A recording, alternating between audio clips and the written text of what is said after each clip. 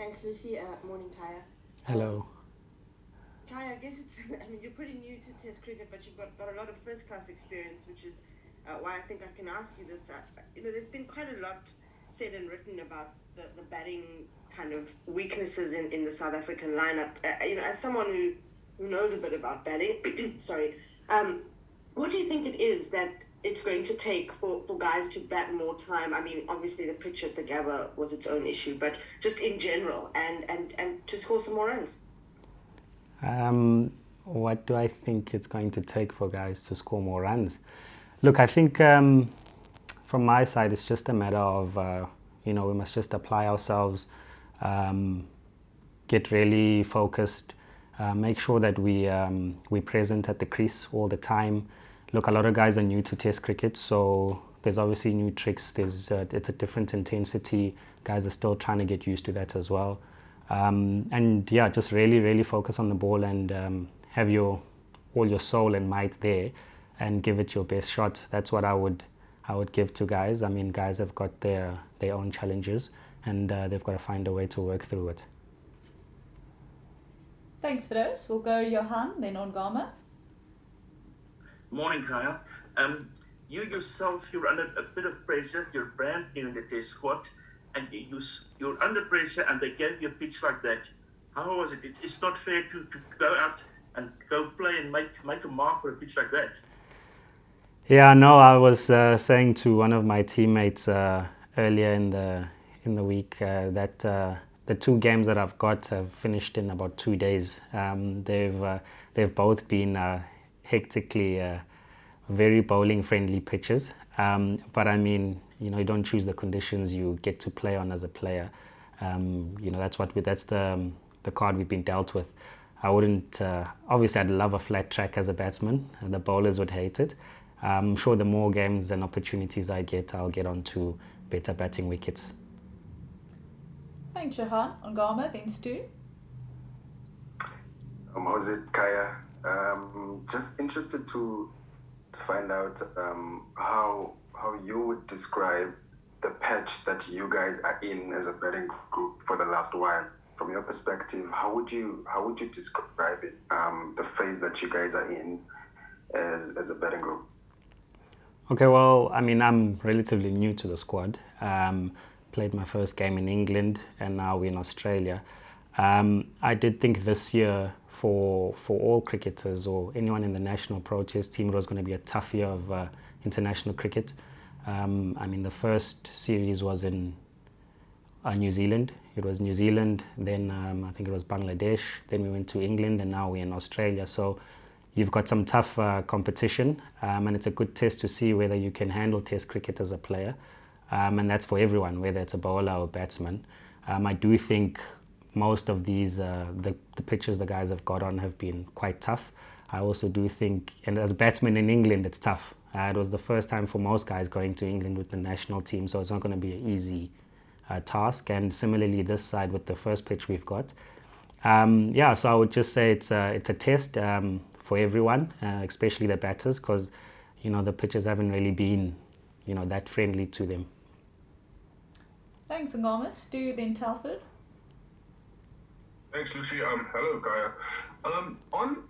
Following that test, Dean spoke about the mental spaces that the batters were in, and you could deny what had happened, or you could just confront it. I just wanted to find out from your perspective, how did you confront what took place mentally, and what did you learn from it that can help you going forward?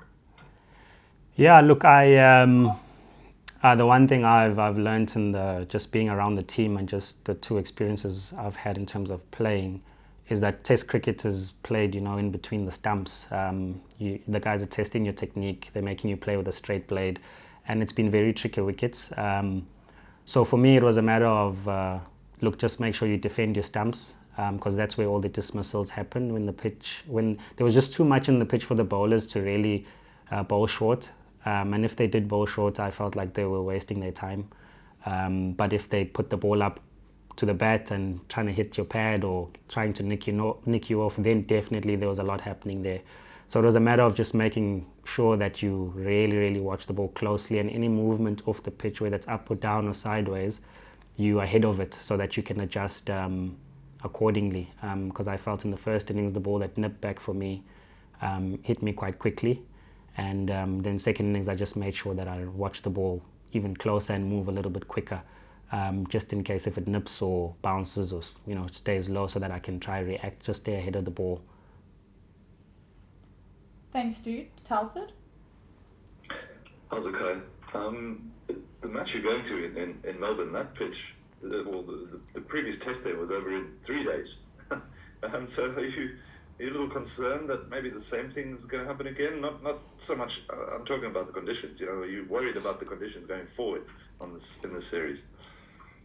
Well, if it finished in 3 days, it's longer than the 2 games I've played. So it's probably going to be a little bit better than what I've gotten so far. But I would say, look, we'll just wait and see what we get. I believe you can't play a game before you're actually in it.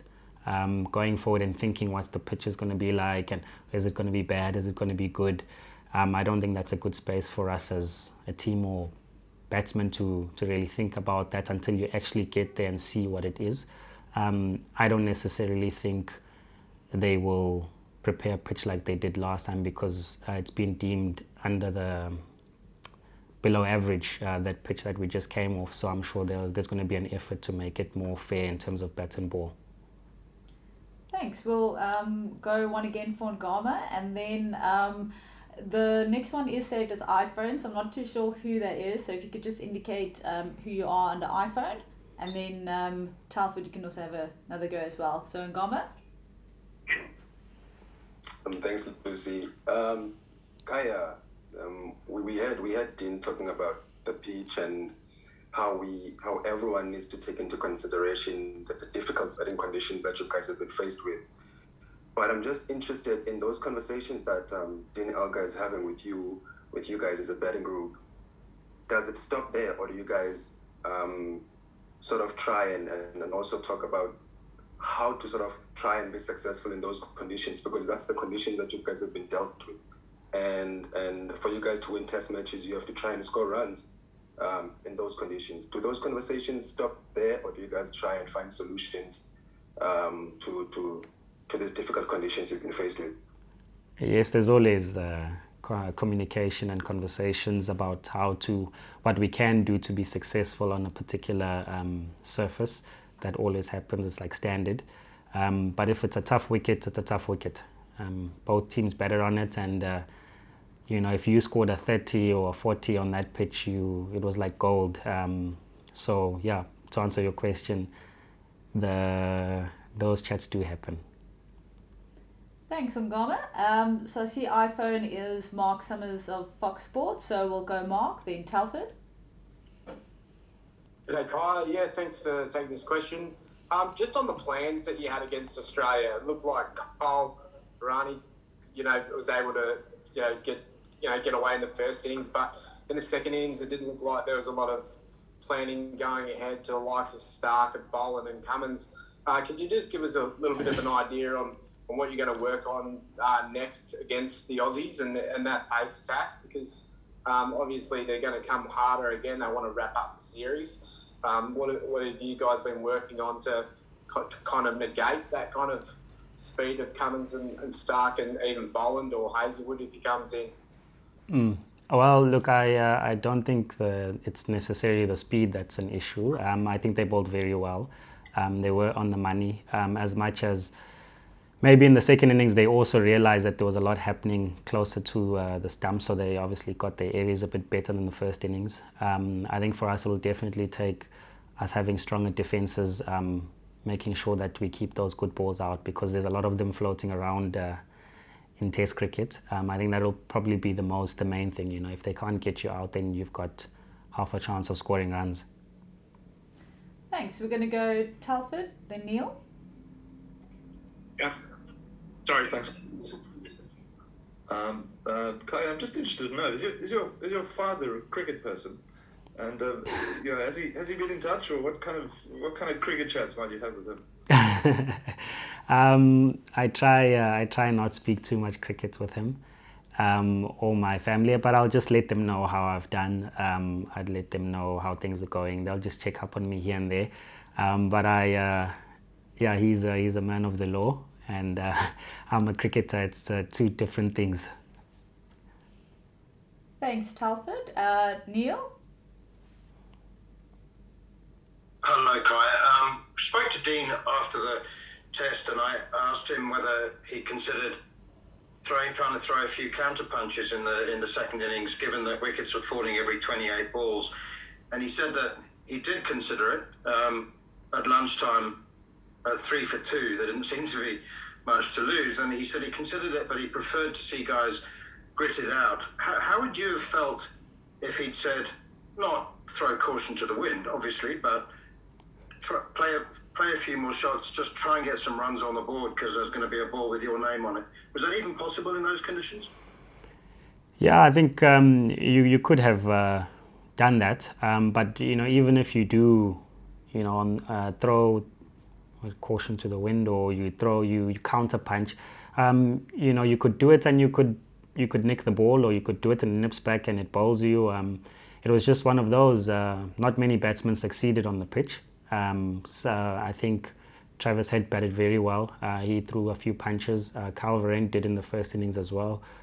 So you look at it, there was like maybe 4 batters out of all the innings that actually added anything of substance on the pitch. So yeah, we could have, but I think most of the guys didn't even in our second innings, didn't get a chance to counter punch because it was quite quick dismissals. Before you could even get in, you were out, and a lot of the wickets fell in clusters.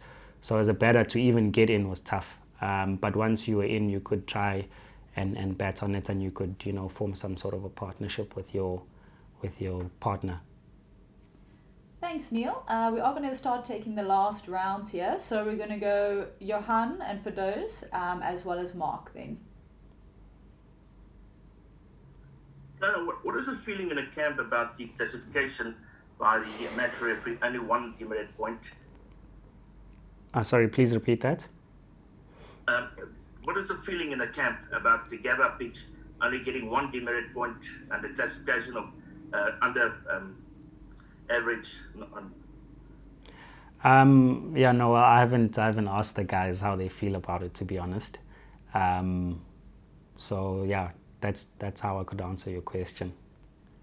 Thanks, Johan. Firdaus? Kai, I guess everybody's talking a lot about the batting, but there was one spectacular moment with your catch there. Can you maybe just talk a little bit through that and kind of how quickly it came to you, or how you reacted, and sort of how you felt afterwards?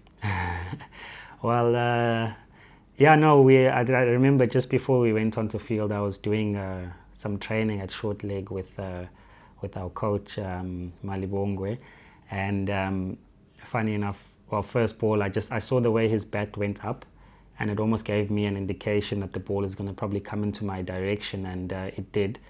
I just had to try stay in the air a little bit longer, because it was one of those where if you don't get your jump right, then you're either too early or you're too late. And just got it perfectly, and yeah, just made sure that I hold on to the ball, because it was my first catch in Test cricket, so yeah, I needed it. I needed one of those. I took enough short leg hits in the practice game. Thanks for those. Mark? Yeah, just on the man you caught, David Warner in terrible form at the moment and struggling for runs. The bowling unit, have they spoken about how they're going to zero in on David? And I guess yourself play a role in that at short leg. Any banter directed at the Raging Bull? No, there was no banter. But I'm sure our bowlers are focused on all the Australian batters. They've got a strong batting lineup, and he's not the only dangerous batter they have, I'd suppose. So I'm sure they've probably got their plans on all the batters. Thanks. We will take the last 2, that from Ted and the lastly from Ongama. Hi, KHAYA. Great to have you guys over here. There's been a bit of debate about Boland and Hazelwood, who gets that final spot in the Aussie team. Yes, who would you prefer they pick? Well, as a batsman, I think it's a tough choice. So they both very good. I've seen their stats. I guess I suppose it's one of those where it's a flip of a coin, really, to be honest. They're both very good bowlers. And whoever they give us, they will have to deal with them. Thanks. And then just lastly, on Gama. Yeah. KHAYA, just on the step up from domestic cricket to Test cricket, how have you found that, and what's the difference between the two for the cricket here at home? Yeah, well, look, I've played some A-side cricket, so that's probably that might just help me adjust to the level a little bit easier. I've played a little bit of one-day cricket as well. But I would say the difference is the intensity and the execution of the skills. That's definitely there's quite a difference. Here they don't give you much to score off as a batsman. You've got and you also can't just sit on one end and think that you'll survive, because the bowlers will find a way to work you out. So I would say definitely the intensity that you've got to play at. And I feel like impact moments, when boundaries are hit, when, like the guy nicks the ball and the catches happen, it happens at a much faster speed than at franchise level. But you do have, for example, here you've got Mitchell Stark, who bowls over 140. You've got Pat Cummins the same. So you've got guys in the attack, more than two bowlers all the time who bowling at 140 plus, where at franchise maybe you don't necessarily have guys who bowl 140 in each team who can do that consistently from both ends.